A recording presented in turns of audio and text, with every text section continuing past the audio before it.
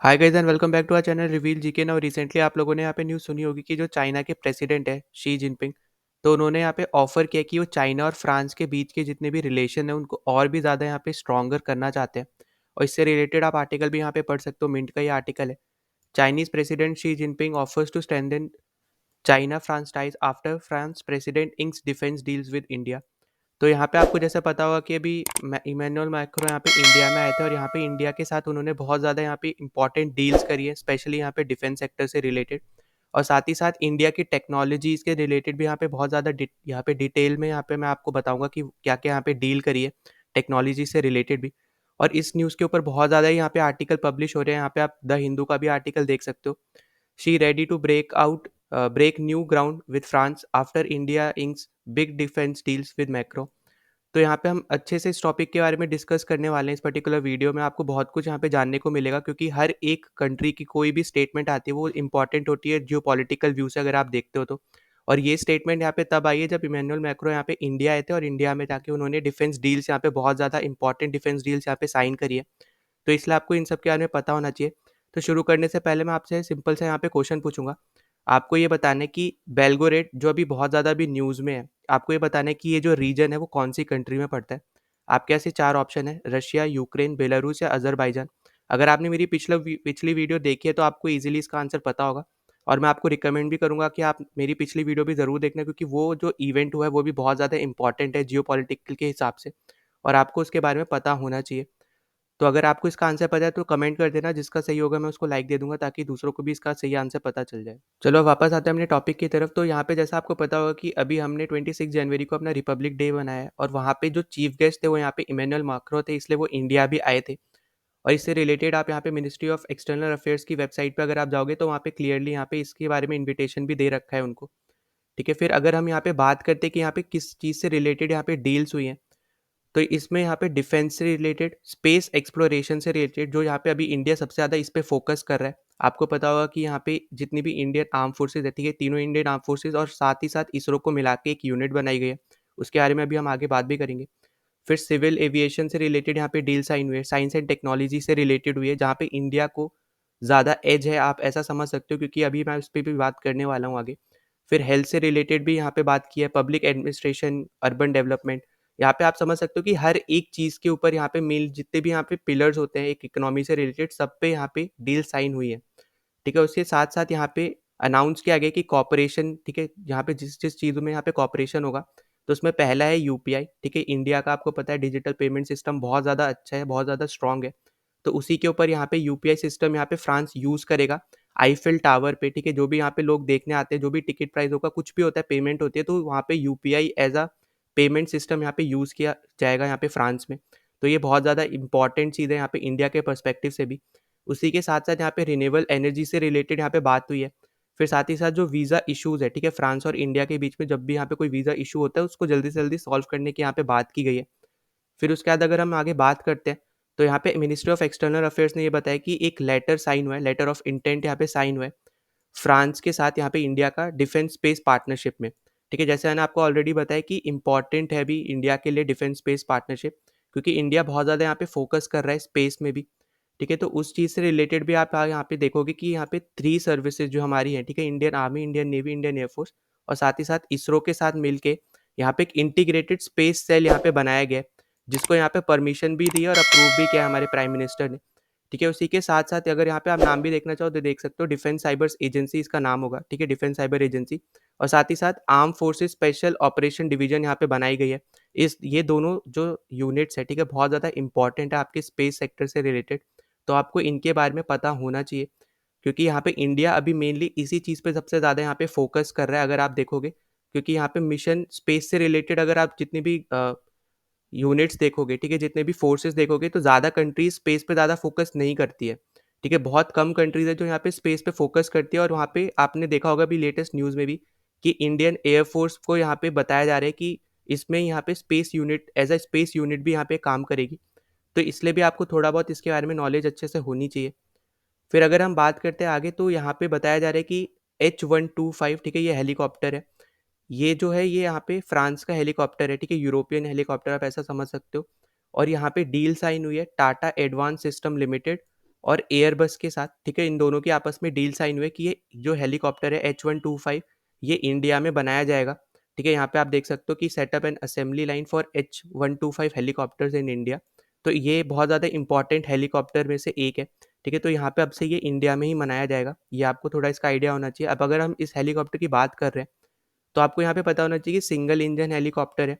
ठीक है, लो acquisition cost है, मतलब सस्ता मिलता है एज़ कम्पेयर टू दूसरे हेलीकॉप्टर से अगर हम कंपेयर करते हैं तो उसमें। फिर साथ ही साथ इसमें मेंटेनेंस चार्जेस ज़्यादा नहीं लगता है, कोई भी ज़्यादा हाई मेंटेनेंस नहीं है। ठीक है, बहुत कम मेंटेनेंस में ही, बहुत कम प्राइस के मेंटेनेंस में ही ये सही हो सकता है वापस, और हम इसको यूज़ भी कर सकते हैं। फिर साथ-साथ ये कोई भी टाइप के एनवायरनमेंट में यूज़ किया जा सकता है। ठीक है, चाहे बहुत ज़्यादा ह्यूमिड हो, मतलब बहुत ज़्यादा हॉट हो, बहुत ज़्यादा कोल्ड हो, हर एनवायरनमेंट में आप हम ये पर्टिकुलर हेलीकॉप्टर यूज़ कर सकते हैं। और ये हेलीकॉप्टर इतना ज़्यादा, मतलब आप समझ सकते हो इम्पोर्टेंट है, क्योंकि इसने एक यहाँ पे वर्ल्ड रिकॉर्ड बनाया था 2005 में, जहाँ पे इसने एक हाई एल्टीट्यूड, ठीक है, आपको पता होगा माउंट एवरेस्ट के बारे में, जिसकी हाइट है 8848 मीटर्स। यहाँ पे इसने लैंड किया था और टेक ऑफ किया था इस पर्टिकुलर एवरेस्ट से ही। तो यहाँ पे आप समझ सकते हो कि ये एक वर्ल्ड रिकॉर्ड है। और उसमें आपको जैसे पता है कि वहाँ पे बहुत ज़्यादा कोल्ड होता है, ठीक है, तो उस कंडीशन में भी ये हेलीकॉप्टर ने वर्क किया है और वहाँ पे लैंड भी किया है, टेक ऑफ भी किया है, जिसकी वजह से इसका नाम भी हुआ है।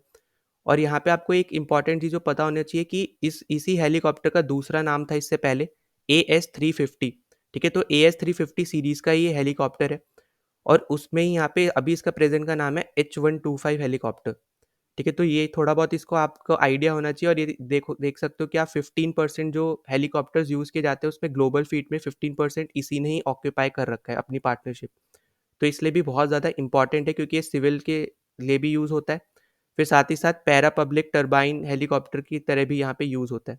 तो इसलिए आपको ये हेलीकॉप्टर जो है आप ऐसा समझ सकते हो बहुत ज़्यादा इंपॉर्टेंट है इंडिया के लिए भी, आगे जाके बहुत ज़्यादा इंपॉर्टेंट भी रहेगा, क्योंकि इसमें ज़्यादा कॉस्ट लगाने की ज़रूरत नहीं है और ये ज़्यादा से ज़्यादा आपको ये हेल्प करेगा। अगर हम यहाँ पे डिटेल में देखते हैं तो आप यहाँ पे देख पाओगे कि इंडिया और फ्रांस की पार्टनरशिप से रिलेटेड यहाँ पे रोड मैप बनाया गया है, ठीक है, डिफेंस सेक्टर में। फिर साथ ही साथ मैं लेटर ऑफ इंटेंट के बारे में ऑलरेडी बता चुका हूँ, जो यहाँ पे डिफेंस सेक्टर में साइन हुआ है।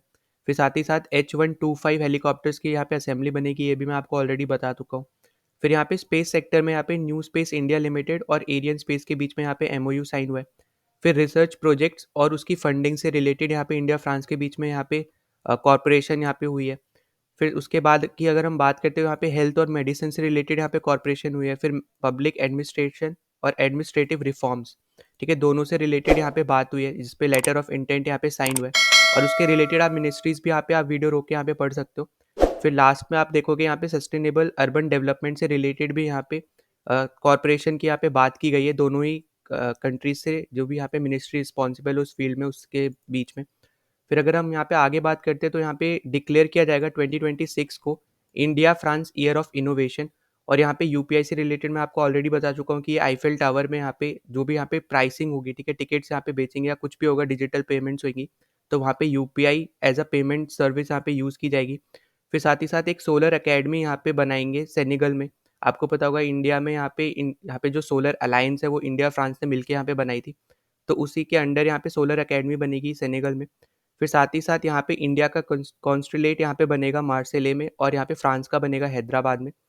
फिर जो भी यहाँ पे एल्यूमिनाई है फ्रांस इंस्टीट्यूशन से, ठीक है, इंडिया के जो भी यहाँ पे एल्यूमिनाई है जो यहाँ पे फ्रांस के इंस्टीट्यूशन में यहाँ पे पढ़े हैं, उनको 5 ईयर की वैलिडिटी मिलेगी शेंगेन वीज़ा में। तो आपको ये थोड़ा इसका आइडिया होना चाहिए।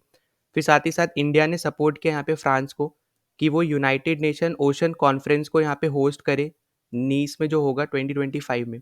ठीक है, तो ये कुछ इंपॉर्टेंट्स यहाँ पे फील्ड्स यहाँ पे बात हुई है, और साथ ही साथ जो डील्स हुए हैं वो मैंने आपको बताया। अब इसी के रिस्पॉन्स में यहाँ पे ये विजिट हुआ था माइक्रो का यहाँ पे इंडिया में, तो उसी टाइम पे इंडिया और फ्रांस के यहाँ पे चाइना और फ्रांस का भी 60 ईयर्स का कॉपरेशन था। तो उस पे ही यहाँ पे चाइना की एक कमेंट आई थी कि यहाँ पे जो बोला है कि China and France should jointly open up a path of peace, security, prosperity and progress for human development. ये यहाँ पे चाइना की तरफ से ये पर्टिकुलर स्टेटमेंट्स आई हैं। फिर साथ ही साथ आप जैसे अपने शुरू में भी यहाँ पे आर्टिकल पढ़ा होगा कि ये अभी के लिए फ़िलहाल अभी अगर हम बात करते हैं तो ज़्यादा से ज़्यादा ये काम करना चाहते हैं फ्रांस की तरफ, ठीक है, चाइना ने ये बोला। और साथ ही साथ ये चाहते हैं कि जो इनकी इम्पोर्ट्स है, ठीक है, फ्रांस से चाइना में जो इम्पोर्ट्स होता है उसको और भी ज़्यादा यहाँ पे बढ़ा दे, ठीक है, आप यहाँ लास्ट स्टेटमेंट पे भी यहाँ पे आप देख सकते हो। और फिर अगर हम इसमें ही आगे बात करते हैं तो ये साथ ही साथ ये भी बोल रहे हैं कि फ्रांस भी चाइनीज़ कंपनी को एक फेयर चांस दे कि वो भी फ्रांस में अपने जितने भी यहाँ पे स्टोर्स है या फिर कोई भी इंडस्ट्री है उससे रिलेटेड हम वहाँ पे उनको भी कोई प्रायोरिटी यहाँ पे मिले, जैसे यहाँ पे चाइना फ्रांस को दे रहा है। फिर साथ ही साथ यहाँ पे अगर आप देखोगे तो फ्रांस, यहाँ पे आप समझ सकते हो कि यूरोप में फ्रांस एक ऐसी कंट्री है जो यूएसए और चाइना के बीच में एज अ मीडिएटर यहाँ पे काम कर रहा है, ठीक है। तो ये बहुत ज़्यादा इंपॉर्टेंट है अगर आप देखोगे जियोपॉलिटिकल इशू से रिलेटेड भी, कि एक टाइप से ये बैलेंसिंग फोर्स की तरह यहाँ पे वर्क कर रहा है। फिर अगर हम लास्ट में अगर हम बात करते हैं तो यहाँ पे अगर हम देखते हैं चाइना और इंडिया में, ठीक है, यहाँ पे फ्रांस कैसे वो डिफरेंशिएट कर रहा है। तो यहाँ पे आप देखो कि चाइना के साथ फ्रांस की जितनी भी यहाँ पे डील्स हुए हैं वो ज़्यादातर साइंटिफिक और टेक्नोलॉजी के फील्ड में है, ठीक है। जैसे कि यहाँ पे न्यूक्लियर इंडस्ट्री से रिलेटेड है, रिन्यूएबल एनर्जी से रिलेटेड है, ठीक है, रिसर्च डेवलपमेंट से रिलेटेड है। वहीं दूसरी तरफ अगर आप इंडिया के साथ फ्रांस की डील्स देखोगे तो मैक्सिमम डील्स आपको डिफेंस और सिक्योरिटी की फील्ड में आपको देखने को मिलेंगी। पर अभी इस पर्टिकुलर डील जो यहाँ पे अभी हुई है, यहाँ पे आप देखोगे कि हर फील्ड में यहाँ पे फ्रांस जो है वो आगे आना चाहता है, इंडिया की हेल्प करना चाहता है, और इंडिया भी आगे आ रहा है, फ्रांस की हेल्प करना चाह रहा है। तो ये जॉइंटली एक बायलैटरल यहाँ पे मीटिंग की तरह आप समझ सकते हो कि बहुत ज़्यादा ये आपस में एक दूसरे की मदद कर रहे हैं।